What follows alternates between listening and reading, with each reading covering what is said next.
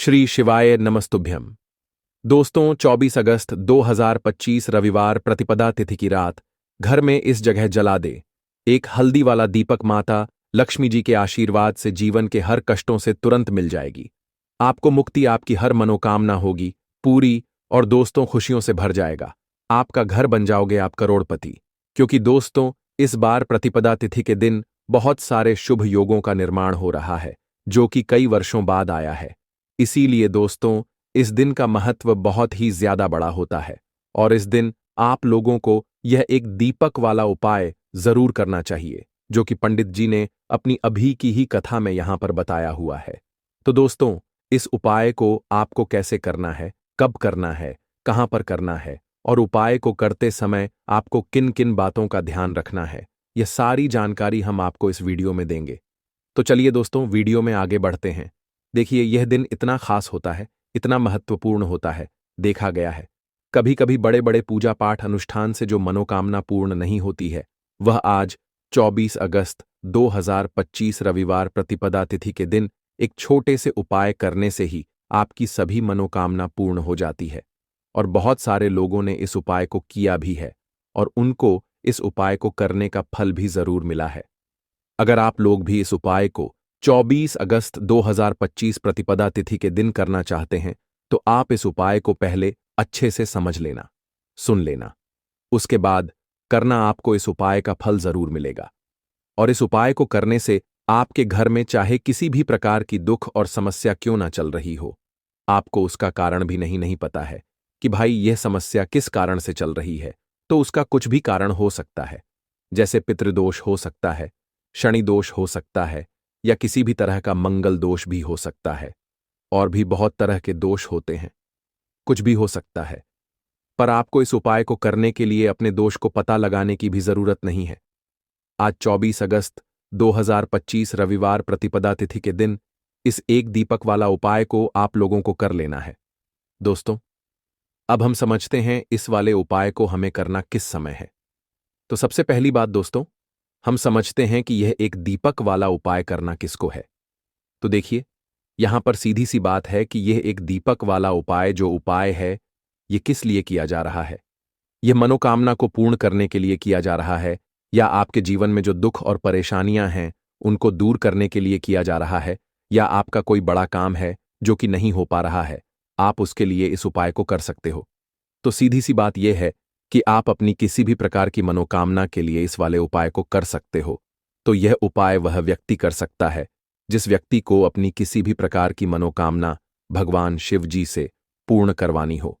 और अगर कोई भी माताएं, बहनें जो है अपने घर की सुख और शांति के लिए, घर में धन समृद्धि को बढ़ाने के लिए ये वाला उपाय करना चाहती हैं, तो घर की जो बड़ी माताएं बहनें होंगी वह इस एक दीपक वाला उपाय को विशेष रूप से करें। क्योंकि माताएं बहनें घर की लक्ष्मी होती हैं, और जब घर की लक्ष्मी कोई विशेष उपाय करती है तो उसका फल ही बहुत जल्दी मिल जाता है और बहुत बड़ा होकर मिलता है। अन्यथा इस उपाय को कोई भी व्यक्ति कर सकता है, चाहे वह बड़ा हो, चाहे वह छोटा हो, चाहे वह बच्चा हो। जिस व्यक्ति को यह एक दीपक वाला उपाय समझ आ गया, वह व्यक्ति इस एक दीपक वाला उपाय को आज रविवार प्रतिपदा तिथि के दिन जरूर करे, क्योंकि उसको इस उपाय को फल बहुत ही जल्दी मिल जाएगा। क्योंकि 24 अगस्त 2025 रविवार प्रतिपदा तिथि के दिन भगवान शिवजी बहुत आसानी से प्रसन्न हो जाते हैं। तो आइए अब हम समझते हैं कि इस एक दीपक वाला उपाय को आपको करना कैसे है और इस उपाय को करने का जो समय है वह क्या है। तो देखिए, 24 अगस्त 2025 रविवार प्रतिपदा तिथि के दिन किए जाने वाले यह एक दीपक वाला जो उपाय है, यह मुख्य रूप से सुबह का समय होगा, प्रातःकाल का समय होगा। किस समय होगा? सुबह का समय होगा। आपको कोशिश यही करनी है कि सुबह के समय हम इस एक दीपक वाला जो उपाय को कर लें। पर किसी कारणवश अगर आप सुबह को इस उपाय को ना कर पाओ, आपको कहीं काम से जाना हो या किसी और काम की वजह से आप उपाय को ना कर पाओ, तो आपके पास फिर दूसरा मौका रहेगा जो कि शाम के समय का रहेगा, प्रदोष काल का रहेगा। अब भाई, प्रदोष काल का समय भी एक बहुत ही लोगों के मन में प्रश्न बन जाता है कि भाई यह समय होता कब है, कितने बजे से लेकर कितने बजे यह समय होता है, ताकि हमें उपाय के लिए जो है करने का समय पता लग जाए। तो हम आपको बता दें, प्रदोष काल का जो एक समय होता है, शाम का समय वो होता है शाम के 6 बजे से लेकर शाम के 7 बजे के बीच का।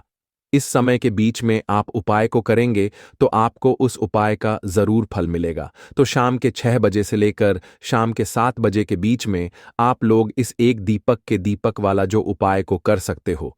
तो भैया बहुत सारे लोग यहाँ पर ये प्रश्न भी जरूर करेंगे कि भाई हम तो नौकरी पर जाते हैं, हम अपनी ड्यूटी पर जाते हैं और आने में हमें देर हो जाती है, तो उस जगह पर हमें क्या करना चाहिए।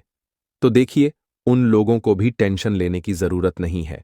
अगर आप लोग इस उपाय को शाम के समय प्रदोष काल में कर रहे हैं और अगर आप आने में देरी भी हो जाती है, आपको आने में 7 बजे तक आप नहीं पहुंच पाते हो, तो भाई आप 7 या रात 8 बजे तक भी अगर उपाय को करोगे तो भी चल जाएगा। और अगर इससे भी थोड़ा देर हो जाती तो भी आप उपाय को कर सकते हो, क्योंकि 24 अगस्त 2025 रविवार प्रतिपदा तिथि का दिन है।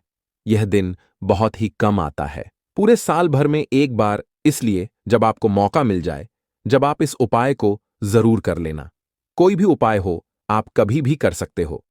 आज रविवार प्रतिपदा तिथि व्रत के दिन बस कोशिश करना कि समय के थोड़ा मतलब अंतर्गत ही कर लो, पर किसी कारणवश अगर ना कर पाओ तो फिर आप थोड़ा देरी से भी कर सकते हो, आपको उपाय का फल जरूर मिलेगा।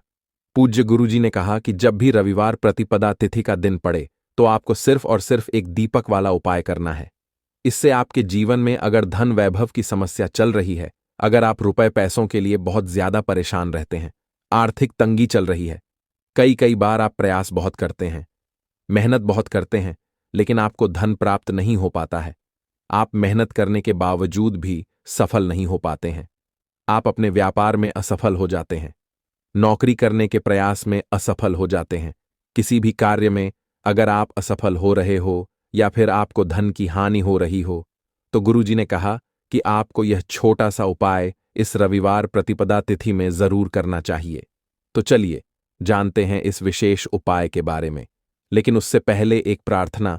अगर आप वास्तुशास्त्र ज्ञान चैनल पर नए हैं तो कृपया चैनल को सब्सक्राइब अवश्य कर लें और वीडियो को लाइक करके कमेंट बॉक्स में जय श्री हरि विष्णु जी, जय माता लक्ष्मी जरूर लिख दें, जिससे कि भगवान श्री हरि विष्णु जी और माता लक्ष्मी जी की कृपा सदैव आप और आपके परिवार पर बनी रहे और आपको कभी भी धन से संबंधित किसी प्रकार की कोई कमी ना हो। आज का यह वीडियो बहुत ही खास होने वाला है, क्योंकि प्रतिपदा तिथि में किए जाने वाले 3 विशेष उपाय आज आपको इस वीडियो में बताए जाएंगे। यह उपाय आप अपनी समस्या के अनुसार कर सकते हैं। इन उपायों में आपको धन प्राप्ति के उपाय बताए जाएंगे, आपकी मनोकामना पूर्ति के उपाय बताए जाएंगे। जीवन में किसी भी प्रकार के संकट चल रहे हैं, समस्याएं चल रही हैं, तो उनको दूर करने के उपाय बताए जाएंगे। चलिए जानते हैं पूज्य गुरुजी द्वारा बताए गए सबसे पहले और सबसे खास उपाय के बारे में। इस उपाय के लिए आपको सबसे पहले जरूरत पड़ेगी एक दीपक और थोड़ी सी पीसी हुई हल्दी की। अब यह एक दीपक हल्दी डालकर घर में अगर आपने भाद्रपद महीने के किसी भी रविवार प्रतिपदा तिथि व्रत के दिन जला दिया तो धन दौलत आप संभाल नहीं पाओगे। जितनी भी आपके घर में धन की कमी है, आपके जीवन से, आपके घर से दूर हो जाएगी और मां लक्ष्मी की कृपा से आपके घर में धन इतनी तेजी के साथ आना शुरू हो जाएगा जिसके बारे में आप कल्पना भी नहीं कर सकते हैं। देखिए दोस्तों, आज की वीडियो बहुत ही खास है। अगर आपके घर में भी लगातार धन की कमी आ रही है, घर में लड़ाई झगड़ा बहुत रहता है, या फिर घर में पैसे की कमी लगातार बनी रहती है, मतलब पैसा आता ही नहीं है। एक होता है कि पैसा आ रहा है लेकिन खर्च हो जाता है, फिजूल खर्ची होती है। लेकिन कुछ लोगों के घर में धन की कमी इतनी ज्यादा आ जाती है कि पैसा आना पूरी तरह बंद सा हो जाता है और घर में रहने वाला हर व्यक्ति, हर सदस्य पैसे को लेकर परेशान रहने लगता है। अब देखिए, हल्दी वाला दीपक आपके जीवन में चमत्कार का काम भी करता है, आपके घर में पैसे को बढ़ाने का काम भी करता है और पैसे को यानी धन को लाने का काम भी करता है। तो देखिए, दीपक के बारे में आपको बता दें कि हमारे शास्त्रों में भी लिखा है, जिस घर के सदस्य दीपक को सही दिशा में सही जगह पर सही तरीके से जला देते हैं, उनके घर में कभी पैसों की कमी नहीं आती है, उनके घर में कभी धन की कमी नहीं आती है। तो जो लोग दीपक से जुड़े उपाय करते हैं, दीपक अपने घर में जलाते हैं सही तरीके से, जिस तरह से दीपक जलाना चाहिए, उनके घर में हमेशा धन की वर्षा होती है, उनके घर में माता लक्ष्मी वास करती हैं। तो देखिए, दीपक तो अपने आप में वैसे भी बहुत चमत्कारी होता है, इसके बहुत चमत्कार होते हैं, बहुत लाभ होते हैं। लेकिन हल्दी वाला दीपक जो होता है, ये बहुत ज्यादा उत्तम होता है धन से जुड़ी समस्याओं को दूर करने के लिए और घर में हो रहे झगड़े, क्लेश, लड़ाई को दूर करने के लिए। तो देखिए, जिस घर में लड़ाई झगड़ा होता है, कोई किसी से आपस में ही घर के सदस्य लड़ते झगड़ते हैं, उनके घर में हमेशा पैसे की कमी होती ही होती है, क्योंकि कभी भी ऐसे घर में पैसा नहीं आता है, क्योंकि ऐसे घर में कभी भी मां लक्ष्मी का वास नहीं होता है। अब जैसे ही घर से आप लड़ाई झगड़े को दूर करते हैं, घर से क्लेश को दूर करते हैं, वैसे ही आपके घर में पैसा आना भी शुरू हो जाता है। तो देखिए, आज की वीडियो में जो हल्दी वाले दीपक का उपाय आपको बताएंगे, यह उपाय बिल्कुल नया है और इस उपाय को करने से ऐसा समझ लीजिए कि रातों रात आपके जीवन से धन से जुड़ी समस्याएं भी दूर हो जाएंगी, घर में पैसा आना भी शुरू हो जाएगा, रुकना भी शुरू हो जाएगा। तो चलिए बात कर लेते हैं कि इस उपाय को आपको किस समय कैसे करना है। तो देखिए, सबसे पहले तो आपको यहां पर लेना है थोड़ा सा आटा, ठीक है ना? जो गेहूं का आटा होता है वह आप ले सकते हैं। अब आपको क्या करना है, आटे को मार लेना है। इसके अंदर आपको पिसी हुई 2 चुटकी हल्दी डालनी है। जब आप आटे में हल्दी डाल देते हैं तो आटे का कलर हल्का पीला हो जाता है। तो आपको आटे का दीपक बनाना है जिसके अंदर आपको हल्दी डालनी है। अब यह दीपक आपने तैयार कर लिया। अब इस दीपक का शेप यानी आकार आप कोई भी दे सकते हैं। गोल दीपक बना सकते हैं, चौकोर दीपक बना सकते हैं, कैसा भी दीपक आप बना ले, जैसा आपको बनाना आता हो, ठीक है ना? अब आपको इसके अंदर शुद्ध देसी घी भरना है, रुई की बाती लगानी है और फिर इस दीपक के अंदर अलग से 1 छुटकी पिसी हुई हल्दी आपको और डालनी है। अब ये दीपक आपको कहाँ लगाना है? अपने घर में। आपको ये दीपक लगाना है श्री हरिविष्णु के सामने। देखिए, अगर आपके घर में तुलसी जी का पौधा है तब तो बहुत ही उत्तम है। आप ये दीपक जो है तुलसी जी के पौधे के पास लगाएंगे। अगर आपके घर में तुलसी जी का पौधा नहीं है, तब यह दीपक आपको श्री हरिविष्णु के सामने लगाना है अपने घर के मंदिर में। और यहां पर आपको एक मंत्र बोलना है, ओम नमो भगवते वासुदेवाय नमः। अब देखिए, ये जो आटे का दीपक आपने लिया है ना, आटे का दीपक जो होता है, ये आपके घर में कभी भी अन्न और धन दोनों की कमी नहीं होने देता है। क्योंकि यहां पर जब आप आटे का दीपक लेते हैं तो मां अन्नपूर्णा का आशीर्वाद आपको मिलता है, क्योंकि मां अन्नपूर्णा ही हम सभी को अन्न देती हैं। हमारे रसोई घर में जो अन्न का भंडार भरा रहता है, वह मां अन्नपूर्णा की ही कृपा होती है। तो देखिए, हर व्यक्ति चाहता है कि उसके पास इतना अन्न हो कि वह खुद भी अपने घर का खर्चा कर सके, अपने घर के जितने भी सदस्य हैं उनके जीवन को चला सके। और हम तो यही चाहते हैं कि हम कभी भी किसी भी व्यक्ति से 1 रुपया उधार ना ले, बल्कि दूसरे लोगों को पैसा दे है, ना दूसरे लोगों की जरूरतों को पूरा कर पाएं। तो यहां पर सीधे सीधे में अन्नपूर्णा का आशीर्वाद मिल जाता है। दूसरी चीज कि जब आप हल्दी डालकर आटे का दीपक जलाते हैं तो श्री हरिविष्णु के साथ साथ मां लक्ष्मी की कृपा आपको मिलती है। अब मां अन्नपूर्णा का आशीर्वाद मिल गया, मां लक्ष्मी की कृपा मिल गई, श्री श्री हरिविष्णु का आशीर्वाद मिल गया। हल्दी से आपका गुरुग्रह मजबूत हो गया। और हल्दी वाला दीपक अगर तुलसी जी के पास पौधे के पास जला दिया तो यह तो और भी उत्तम है। फिर तो आपको अधिक से अधिक धनवान बनने से भी कोई नहीं रोक पाता है, क्योंकि तुलसी का जो पौधा होता है यह श्री हरिविष्णु को सबसे प्रिय होता है। जैसे ही आप तुलसी के पौधे के पास अगर हल्दी का दीपक लगाएंगे या जलाते हैं, अगर घर में है ना, घर में ना हो तो मंदिर में भी लगा सकते हैं जाकर, तो ऐसा समझ लीजिए रातों रात ही आपके जीवन में चमत्कार का काम कर देता है। अगर आपके घर में तुलसी जी का पौधा नहीं भी है, तब भी आप कोशिश करें कि घर में एक तुलसी का पौधा आप जरूर लगाएं।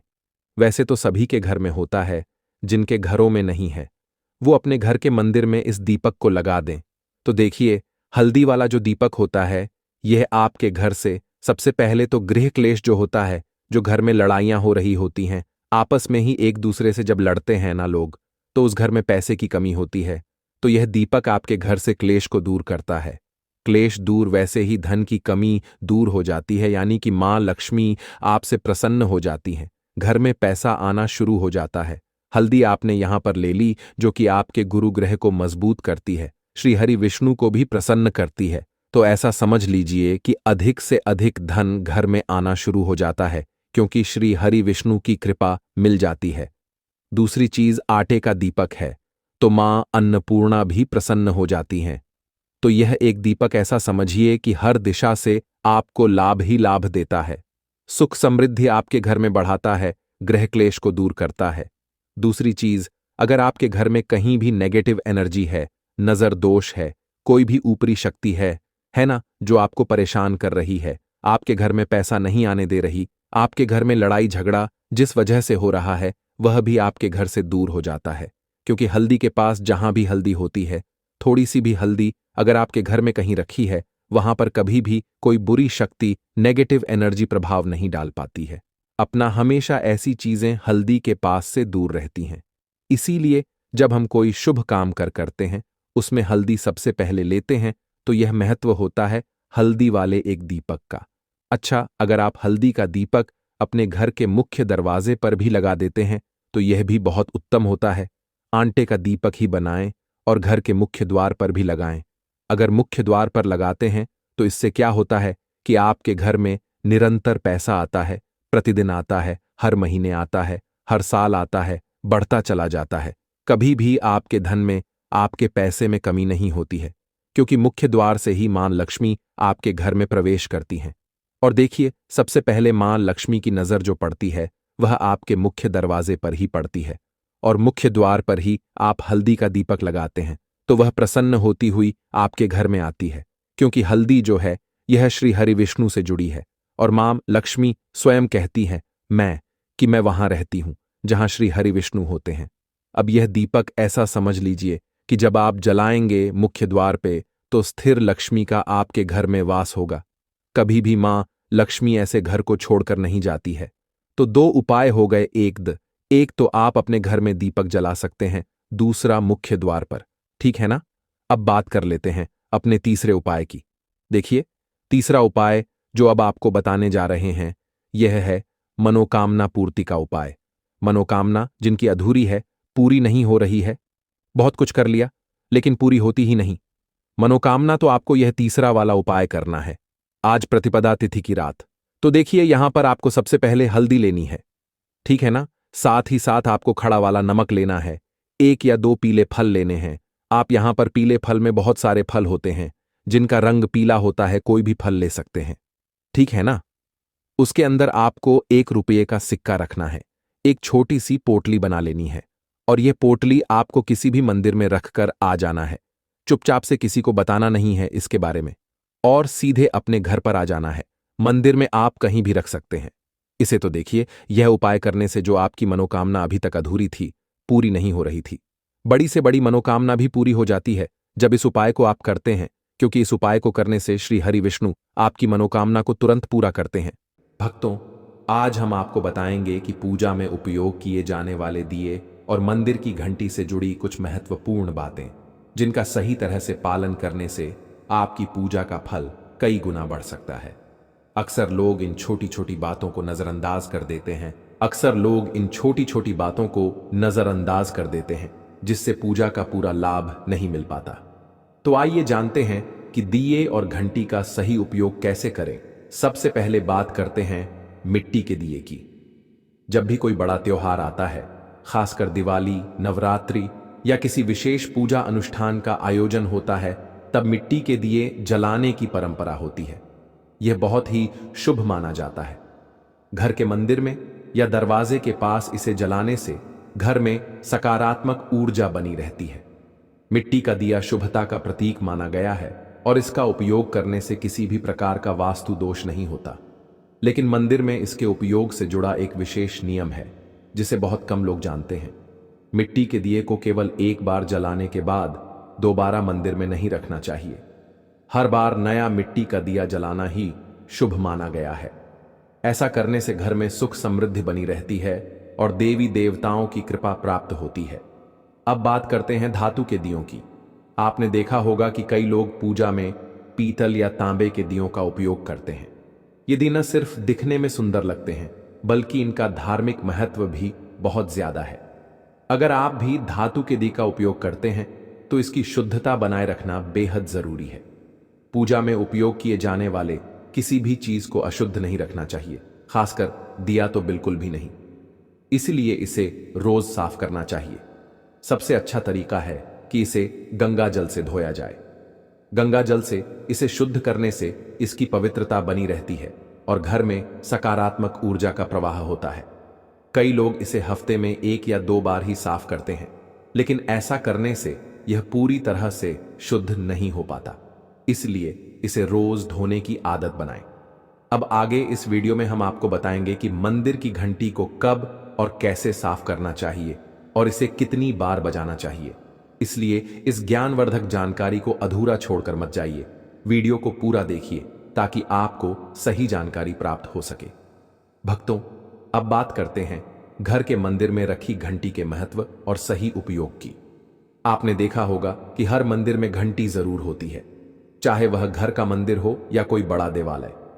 इसकी मधुर ध्वनि जहां एक ओर सकारात्मक ऊर्जा को बढ़ाती है, वहीं दूसरी ओर नकारात्मक शक्तियों को दूर भी करती है। लेकिन क्या आप जानते हैं कि घंटी को सही दिशा में रखना और सही विधि से बजाना बहुत जरूरी होता है। अगर इसे गलत दिशा में रखा जाए या गलत तरीके से बजाया जाए तो यह शुभ फल देने के बजाय विपरीत प्रभाव भी डाल सकती है।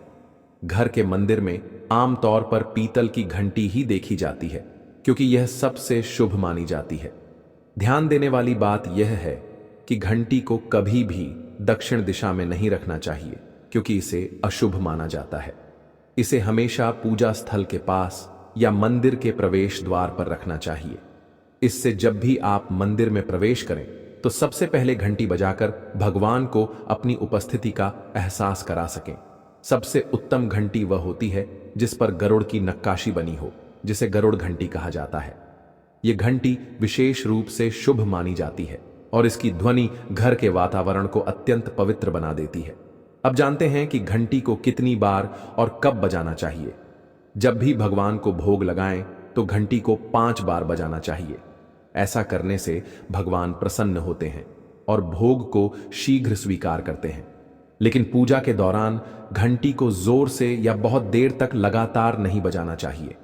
इसे केवल 3 बार बजाना चाहिए, वह भी शांति और श्रद्धा के साथ। घंटी हमेशा दाहिने हाथ से ही बजाएं और इसे बजाते समय आपका मुख पूजा स्थल की ओर होना चाहिए। घंटी से जुड़ी एक और महत्वपूर्ण बात यह है कि इसे केवल सुबह की पूजा में ही बजाना चाहिए।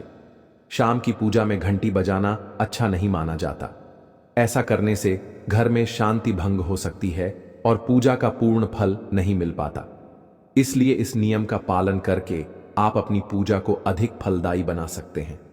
अब एक और महत्वपूर्ण बात, जब भी आप किसी मंदिर जाते हैं, खासकर घर के बाहर के मंदिर में, तो मंदिर में प्रवेश करते ही घंटी बजानी चाहिए।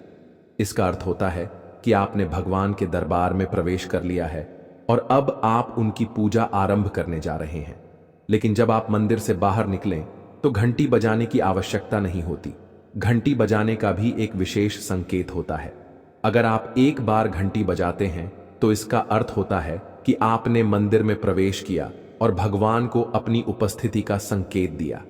अगर आप 2 बार घंटी बजाते हैं तो इसका अर्थ होता है कि आप अपनी प्रार्थना और मन की बातें भगवान के समक्ष रख रहे हैं। यह छोटी छोटी बातें दिखने में भले ही सामान्य लगें, लेकिन इनका गहरा आध्यात्मिक महत्व है। तो भक्तों, इन नियमों का पालन करें और अपनी पूजा को और भी प्रभावशाली बनाएं। अब आगे हम आपको कुछ ऐसी बातें बताने जा रहे हैं जिन्हें शायद ही कोई आपको बताएगा। इसलिए इस ज्ञानवर्धक जानकारी को अधूरा छोड़कर मत जाइए। पूरी बात ध्यान से सुनिए ताकि आप भगवान को आसानी से प्रसन्न कर सकें। लेकिन उससे पहले, अगर आप भी चाहते हैं कि लक्ष्मी माता का आशीर्वाद आप पर बना रहे, तो इस वीडियो को एक लाइक करें और आपके अपने चैनल को सब्सक्राइब कर लें और कमेंट बॉक्स में जय लक्ष्मी माता जरूर लिखें। इससे हमें मोटिवेशन मिलता है, जिससे हम आप लोगों के लिए और अच्छे अच्छे वीडियो बना पाते हैं।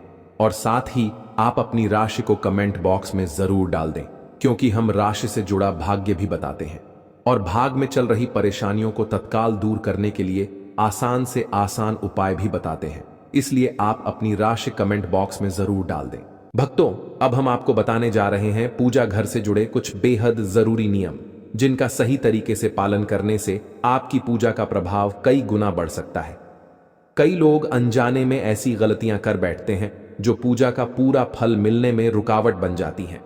अगर आप चाहते हैं कि आपकी भक्ति भगवान तक पहुंचे और घर में सुख समृद्धि बनी रहे, तो इन बातों को जरूर ध्यान में रखें। सबसे पहली और महत्वपूर्ण बात यह है कि पूजा करते समय आपका मुख हमेशा पूर्व दिशा की ओर होना चाहिए। यह दिशा बहुत शुभ मानी जाती है क्योंकि इससे सकारात्मक ऊर्जा का प्रवाह बढ़ता है और पूजा का प्रभाव तेज होता है। हालांकि अगर किसी कारणवश पूर्व दिशा में बैठकर पूजा करना संभव न हो तो पश्चिम दिशा की ओर मुंह करके भी पूजा की जा सकती है, लेकिन सबसे उत्तम दिशा पूर्व ही मानी गई है। उत्तर दिशा में बैठकर भी पूजा की जा सकती है, लेकिन दक्षिण दिशा की ओर मुख करके पूजा करना वर्जित माना गया है। अब बात करते हैं पूजा घर की सही जगह की। घर की सीढ़ियों के पास या उनके नीचे पूजा स्थल बनाना अशुभ माना जाता है। इससे पूजा स्थल में नकारात्मक ऊर्जा का संचार हो सकता है, जिससे घर में शांति भंग हो सकती है। इसलिए पूजा घर को हमेशा ऐसी जगह बनाएं जहां शांति बनी रहे और वहां कोई अव्यवस्था न हो। भगवान का आसन हमेशा ऊंचा होना चाहिए। इसका अर्थ यह है कि जहां आप बैठते हैं वहां से भगवान की मूर्ति कम से कम 10 इंच ऊंची होनी चाहिए। भगवान की प्रतिमा को सीधे जमीन पर रखना अशुभ माना जाता है। इससे न केवल पूजा का प्रभाव कम होता है, बल्कि घर की सकारात्मक ऊर्जा भी प्रभावित हो सकती है। ऊंचा आसन रखने से ऊर्जा का प्रवाह सही दिशा में होता है और पूजा स्थल में पवित्रता बनी रहती है। जब भी आप पूजा करें तो हमेशा किसी चटाई, आसन या कालीन पर बैठकर ही करें। यह न केवल आरामदायक होता है, बल्कि इससे आपकी एकाग्रता और श्रद्धा भी बढ़ती है। छोटे आसन पर बैठकर पूजा करना भी शुभ होता है, लेकिन ध्यान रहे कि आपका आसन भगवान के आसन से ऊंचा ना हो।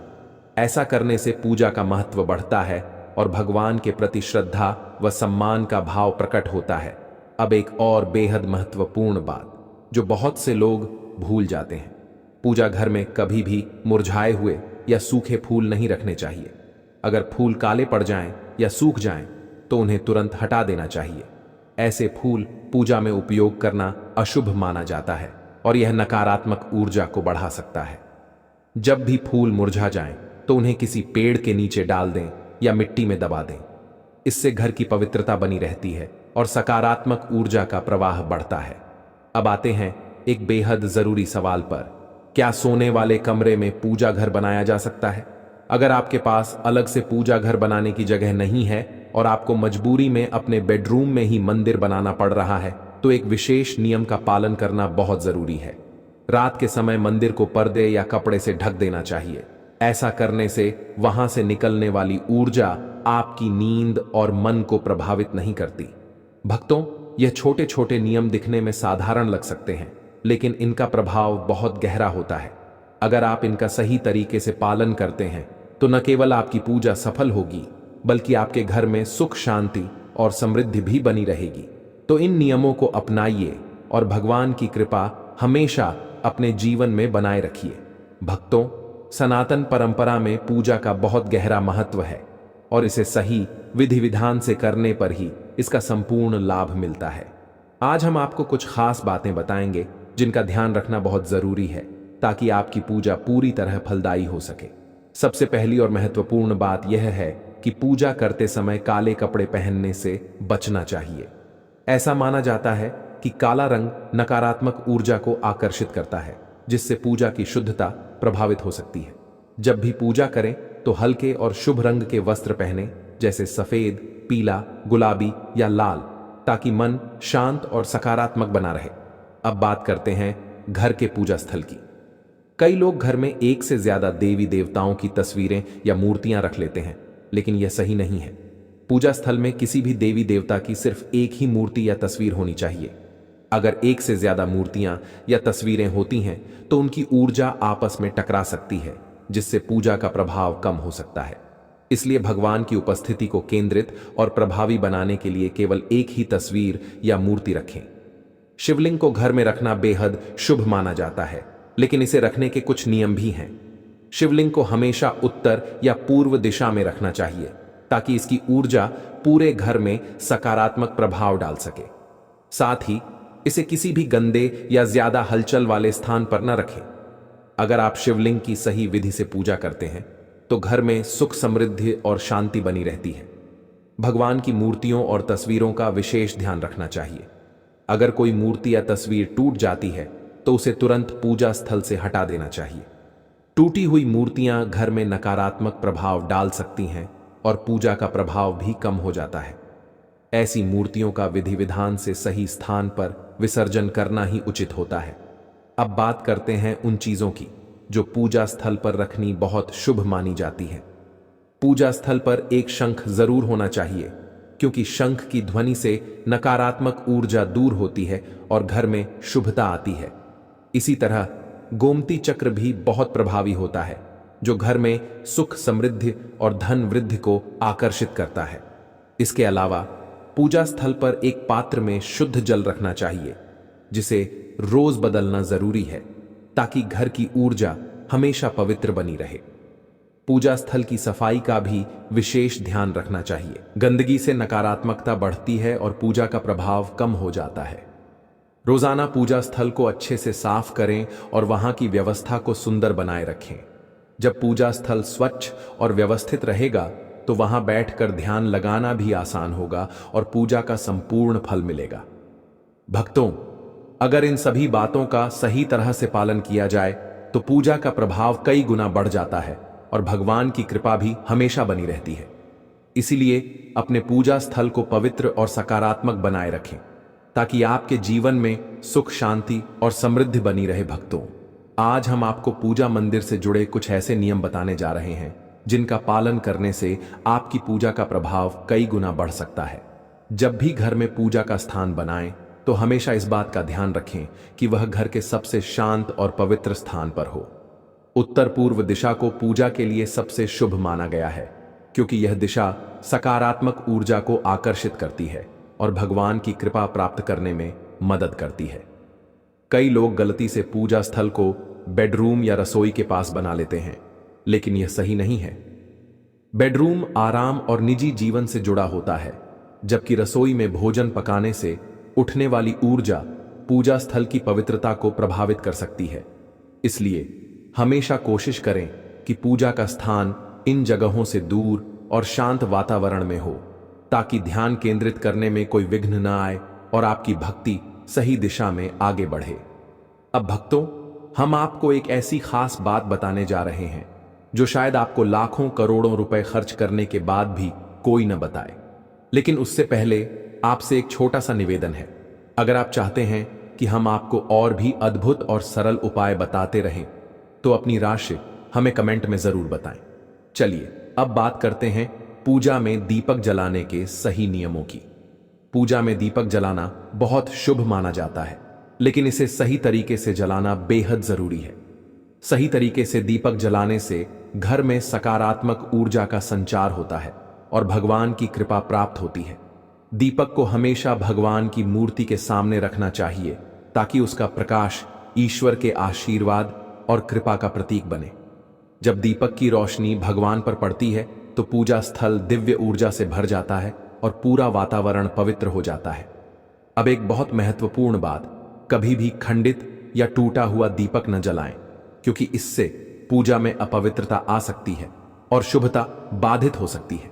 साथ ही एक और ध्यान देने वाली बात यह है कि पूजा में एक साथ 2 दीपक नहीं जलाने चाहिए। ऐसा करने से ऊर्जा का संतुलन बिगड़ सकता है। एक और बेहद खास नियम यह है कि घी और तेल के दीपक को कभी एक साथ नहीं जलाना चाहिए। घी और तेल की ऊर्जा अलग अलग होती है और अगर दोनों को एक साथ जलाया जाए तो पूजा की शक्ति प्रभावित हो सकती है। वास्तुशास्त्र के अनुसार अगर आप घी और तेल दोनों दीपक जलाना चाहते हैं तो उनका सही स्थान निर्धारित करें। घी का दीपक हमेशा बाईं ओर और तेल का दीपक दाईं ओर रखना चाहिए। इससे पूजा स्थल की ऊर्जा संतुलित रहती है और घर में सुख समृद्धि बनी रहती है। प्रिय भक्तों, दीपक जलाना सिर्फ एक परंपरा नहीं, बल्कि यह हमारी पूजा का सबसे महत्वपूर्ण हिस्सा होता है। दीपक की रोशनी भगवान के आशीर्वाद का प्रतीक मानी जाती है और इसका सही तरीके से जलाया जाना बहुत जरूरी होता है। आज हम आपको दीपक जलाने के कुछ ऐसे नियम बताएंगे जिन्हें जानकर आप अपनी पूजा का प्रभाव कई गुना बढ़ा सकते हैं। और अपने घर में सकारात्मक ऊर्जा को बनाए रख सकते हैं। सबसे पहले यह जानना जरूरी है कि दीपक को कहां रखना चाहिए और कहां नहीं। ज्योतिष शास्त्र के अनुसार दीपक को कभी भी पश्चिम दिशा में नहीं रखना चाहिए, क्योंकि यह दिशा नकारात्मक ऊर्जा को आकर्षित करती है और इससे पूजा का प्रभाव कम हो सकता है। दीपक को हमेशा उत्तर या पूर्व दिशा में रखना चाहिए, क्योंकि ये दिशाएं सकारात्मक ऊर्जा को बढ़ाती हैं और पूजा को फलदायी बनाती हैं। जब भी दीपक जलाएं तो उसकी बत्ती का मुंह पूर्व या उत्तर दिशा की ओर ही रखें। यह दिशा ऊर्जा को संतुलित रखती है और आपकी पूजा में दिव्यता और शक्ति का संचार करती है। एक और बहुत जरूरी बात यह है कि घी के दीपक में हमेशा रुई की बत्ती का उपयोग करें, जबकि तेल के दीपक में लाल मौली से बनी बत्ती का प्रयोग करें। रुई की बत्ती से दीपक की ज्योति स्थिर और साफ रहती है, जबकि लाल मौली वाली बत्ती वातावरण में सकारात्मक ऊर्जा का संचार करती है। नवरात्रि और विशेष पर्वों के दौरान दीपक जलाने के नियम और भी खास हो जाते हैं। माता लक्ष्मी और माता दुर्गा की पूजा में गोल बत्ती वाला दीपक जलाने से बचना चाहिए, क्योंकि यह अनिष्ट फल देने वाला माना जाता है। इसलिए हमेशा यह ध्यान रखें कि विशेष अवसरों पर दीपक का आकार और उसकी बत्ती सही हो, ताकि देवी देवताओं की कृपा प्राप्त हो सके। इसके अलावा घी का दीपक जलाने के तुरंत बाद तेल का दीपक न जलाएं। दोनों दीपकों के बीच थोड़ा अंतर रखें, ताकि ऊर्जा का संतुलन बना रहे और वातावरण शुद्ध बना रहे। दीपक जलाने का सही समय भी बहुत मायने रखता है। जब भी दीपक जलाएं तो यह ध्यान दें कि भगवान जागृत अवस्था में हो। सुबह और संध्या का समय पूजा और ध्यान के लिए सबसे उत्तम माना जाता है। सुबह पूजा के दौरान दीपक जलाने से दिन भर सकारात्मक ऊर्जा बनी रहती है और संध्या आरती के समय दीपक जलाने से नकारात्मक शक्तियां दूर होती हैं। भक्तों, दीपक जलाने का महत्व सिर्फ धार्मिक दृष्टि से ही नहीं, बल्कि वास्तुशास्त्र और ज्योतिष शास्त्र में भी बहुत गहरा बताया गया है। दीपक की रोशनी घर में 7 चक्रों को संतुलित करती है, नकारात्मकता को समाप्त करती है और पूरे वातावरण को शुद्ध बनाती है। इससे न सिर्फ आपके घर की ऊर्जा बदलती है, बल्कि मानसिक शांति भी प्राप्त होती है। इसलिए जब भी दीपक जलाएं तो इन नियमों का पूरा ध्यान रखें। इससे आपकी पूजा और जीवन में भगवान की कृपा हमेशा बनी रहेगी और आपके घर में सुख, समृद्धि और सकारात्मकता का प्रवाह निरंतर बना रहेगा।